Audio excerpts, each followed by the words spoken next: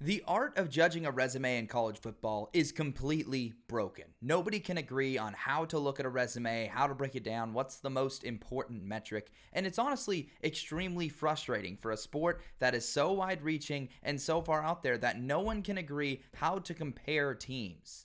This is something that's going to become more and more important as the greater inequity grows between the top conferences and the bottom conferences in college football. Right now, we've got like a structure and a hierarchy with like the Big Two of the Big Ten and SEC. Then you've got the Big 12 and ACC, and then a bunch of Group of Five conferences that are even starting to have some tiers between themselves as well. So there's so much inequity that you can't just simply be what your record says you are. And yet, looking at the college football playoff rankings from last season, that's exactly what the committee said. It's an absolute mess. Outside of Florida State being dropped for other reasons due to health things with their quarterback, which was already questionable in itself, you look at the win-loss record, and they basically just put everyone in order of how many losses they had. It was a pretty jarring and egregious way of ranking things, and I think the most jarring one was the fact that they had Liberty above SMU, even though Liberty played the weakest strength of schedule in the entire country. Just because they had the shiny 0 in the loss column, they were able to be put over an SMU team that had played a significantly tougher schedule.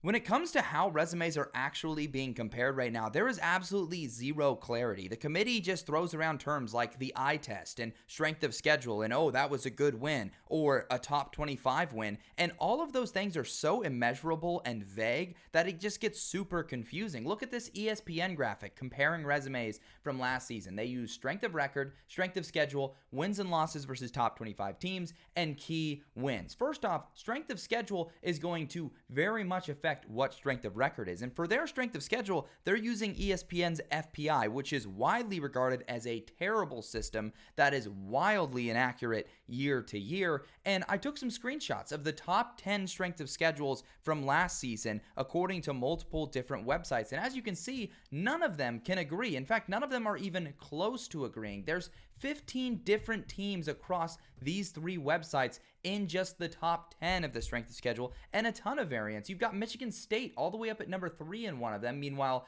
completely missing from another list, and all the way down at number 10 for another one. Arizona State at number 9 on here. It's not even on the other list. You've got Georgia as a team at number 8. Meanwhile, they don't appear on either of the other two lists as well. So strength of schedule being included as a resume builder is something that people can't even agree on how strength of schedule should look and be treated. I think the stat that drives me the craziest when it's thrown around is top 25 wins, or record versus the top 25, and that's because nobody can agree on what a win versus a top 25 team is. Is it if you beat them and they were top 25 at the time? Is it if they were ever in the top 25? Is it if they're currently in the top 25? Like, are you able to have a top 25 win erased when a team is dropped out? No one can agree, and even ESPN and the committee are inconsistent with how they use this logic, and doing top 25 wins as a criteria to begin with is incredibly stupid, because a top 25 has nothing to do with how good teams are. It just has to do with how many games they came out on top of and won. And it's not the same thing. You could have a team like the Florida Gators that was a top 20 team last season, but they play the number 3, number 7, number 8, number 9, and number 10 teams in the country and lose 5 games. Does that make them worse of a team? No, not necessarily. And yet that's the mentality that we're dealing with here. People that can't agree on what a top 25 win and they also can't agree on if it even matters. So if you look for a sport that has a very similar issue to college football, where there's an inequity from conference to conference, where you have to judge resumes based on something that is adjustable and not just entirely dependent on what your record is, I think college basketball does a really excellent job. They have the net ranking, and they use the quadrant system to break wins and losses into one of 4 quadrants. And because of that, I've decided to use that exact system and apply it to college football. So let me introduce the college football quadrant system. It's been familiar to some of the people who follow me on TikTok for a while, but now let me introduce it in this video. Basically, what it does is every single win and loss you have on the season goes into one of 4 quadrants. And it's not based on the other team's rankings. It's based on the opponent's rating according to ESPN's S&P Plus rating, which I think is a great rating system. So depending on where they are in that rating system, that determines what quad they've fallen to, as well as where the game is played. Is it home? Is it away? Is it a neutral site? So you can see here how it breaks down. If you play a home game versus the 14th best team according to S&P Plus, that's going to be a quad 1 game. If you win or lose that game, it determines where that falls. You've got neutral, 1 to 20, away, 1 to 25, and you can see it scales accordingly. Then using the same system, you can determine how much each one is worth based on if it was a win or a loss. Now, this has to be structured a little differently than college basketball does. College basketball, it pretty much follows a curve of +4, +3, +2, +1 for quadrant 1, 2, 3, 4 wins, and then the inverse for losses. For college football, the season is so short that I adjusted it slightly to where it weighs quad 1 victories a little better, and it doesn't punish you as harsh for a quad 1 or 2 victory, and then it punishes you significantly harder for quad 3 and 4 losses, as well as less credit for wins. So a pretty heavy emphasis on strength of schedule through my system, and it results in something that looks like this.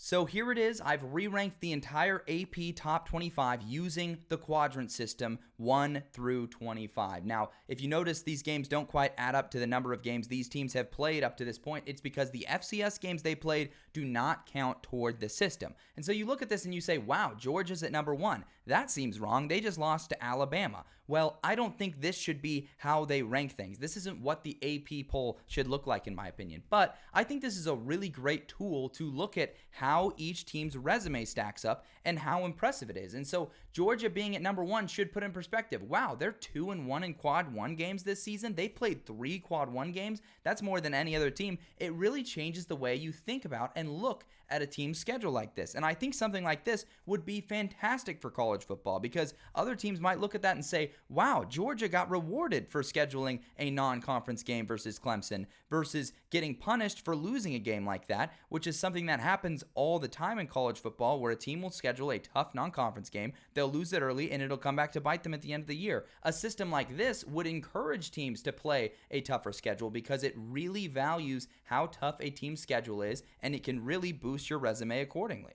We take a zoom in at the top 10 according to the quadrant system, as well as Ohio State. You can see here that there's a lot of teams that have taken losses here, but because they played more quadrant 1 and 2 games, they're favored a lot more by the system. A team like Notre Dame, despite the fact that they lost to a quad 4 team in NIU, the system says, yeah, you guys won against a top 15 rated Louisville team, and also won versus a top 15 rated Texas A&M team on the road. That's 2 quad 1 victories, and the system really values that. Playing those tougher games makes it easier to boost your resume. You compare that to Ohio State, that is all the way down at 22nd, and that's just out of the AP poll teams. The Buckeyes' resume would rank far worse compared to everybody else in the country, but because they've only played quad 4 and quad 3 opponents, they're going to be severely punished by this system, noticing, hey, yeah, you haven't played anyone. You don't deserve to be moving up the rankings, or the ratings in this case. It's not necessarily a ranking, it's a rating system with the quadrant system. I think looking at things through this way, yes, it's scary. I know college football fans have looked at things through a different lens. I think it's time to look at things through this lens going forward.